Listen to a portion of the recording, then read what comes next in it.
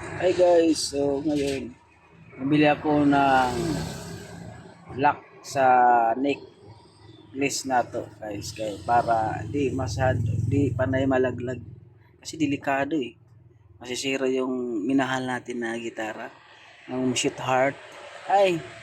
Bimili ako sa Shopee. Ayan po yung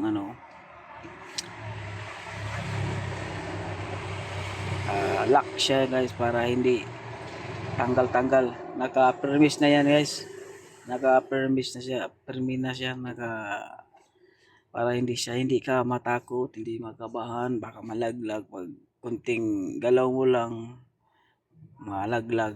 Biglang, kasi magalaw tayo, lalo na pag nasa stage na tayo, or sa church, nasa taas tayo, nagtutugtog tayo, hindi natin maiwasan yan. Pag galaw-galaw, malilikados.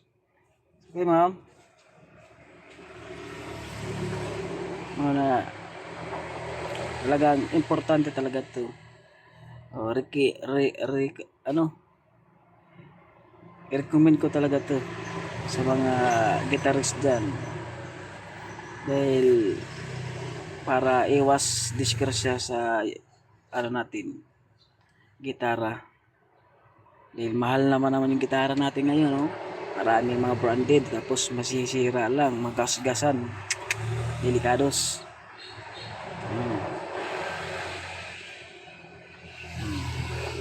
Tapos tanggalin natin dyan. Yan. Yan. Idiin mo lang yan. Ibuka. I-fresh mo. Tapos hatakin mo yung yan. Sa ilalim mo. Yan o. Yan.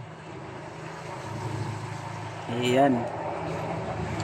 Very simple lang pag-assemble. Pag-install. Madali lang to. Calabers. Ayan o. Di ba madali lang. So yung ganyan yan. Yun po yung kabit natin sa gitara. Ayan. Mura lang yan sa TikTok or sa Shopee. Basta mura lang. Depende naman kasi sa location, kung saan yung magkano yung bayad sa shipping fee. Sa amin kasi 150 yata. Kaya nagiging 200 plus yung order ko din, kasi malayo kami, nasa Mindanao area.